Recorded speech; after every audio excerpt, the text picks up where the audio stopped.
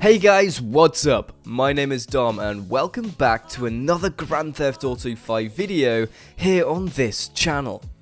Now, recently we uploaded the top 5 most underrated vehicles in GTA Online, and a lot of you were asking for the top 5 most overrated vehicles in GTA Online to know which ones of the extremely expensive vehicles to avoid, even if they do have a lot of hype. Now, with some of these cars that are in the list of the top 5 most overrated vehicles in the game, I'm sure you guys will have something to say about them.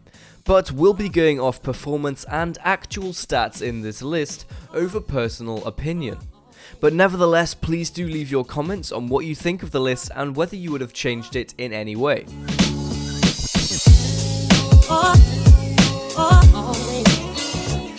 So, starting off our list, we have the most expensive supercar in the game, the X80 Proto.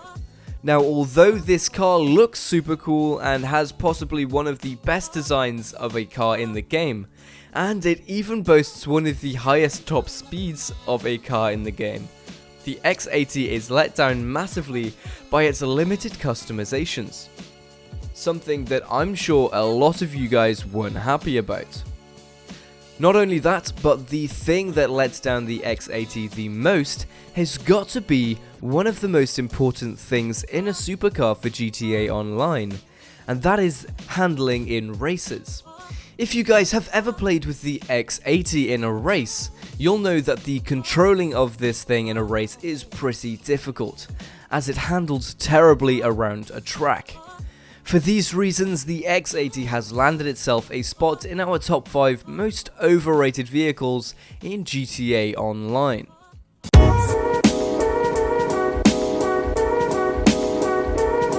Moving on to our next overrated vehicle in GTA Online, we have the most expensive sports car, the Lynx sports car.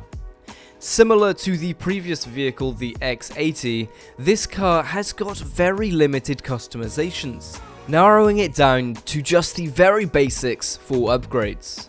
The reason, however, that this car is in the most overrated vehicles list is that there are many other cars for half the price of the Lynx that have a higher top speed, and on top of that, the Lynx is one of the worst vehicles for racing in the game, making it a huge waste of money if you race a lot and plans on getting this one for that purpose.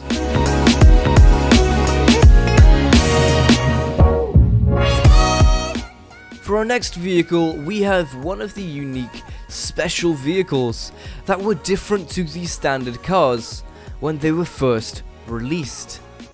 The next car is of course the Rocket Voltic. Now, I know the Voltic was pretty awesome when first released, as we hadn't seen anything like it before, but ever since the release of the Oppressor, the Voltic has become obsolete. The Voltic is far more expensive than its younger cousin, the Oppressor. It is a lot less useful apart from the ability to carry passengers. The Voltic is a lot slower and restricted to land, whereas the Oppressor can get you places a lot faster by flying. Not only this, but the Oppressor also has machine gun turrets as standard, with rocket upgrades available.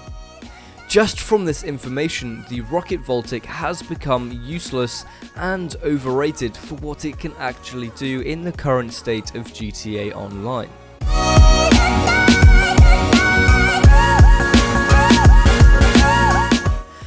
Up next, we have an expensive sports classic that comes in close to $1 million. The vehicle I'm talking about is the Torero. I have seen this item being used a lot in GTA Online free mode, and apart from it looking okay, I can't see any reason why someone would spend that much on one. The Torero is slow in a straight line and even slower around corners on a track. The Torero is simply just an expensive novelty item, which is how it's earned a spot on this list of the top overrated vehicles.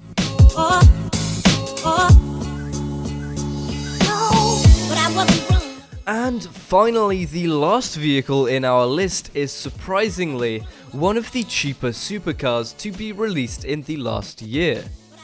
This vehicle is of course the GP1. Now, although it was one of the cheaper supercars to be released, this does mean that it is one of the slowest. It is so slow in fact that it is the 7th slowest car in the supercar category. It is even slower than cars that are 1/3 of its price. This alone should be enough to turn people away, but surprisingly it doesn't. Another reason it has made it onto this list is because it's only rear-wheel drive, whereas most supercars are all-wheel drive, meaning that it will be worse on a track over the other supercars. And if that wasn't enough for you to finish it all off, it has a lot less upgrade options than the other cars as well. There are plenty of reasons why this car is overrated, but people still seem to use it all of the time in GTA Online. So there we have it then guys, that was the most overrated vehicles currently in GTA Online. What did you think of this list, and what would you have changed about it?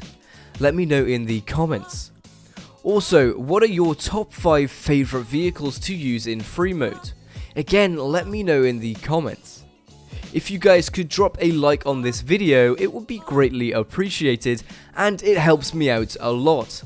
And if you haven't already subscribed to Chaotic, then please do, as we upload all the latest and the greatest Grand Theft Auto 5 content here on this channel. So as always guys, thank you very much for watching, and I'll see you next time.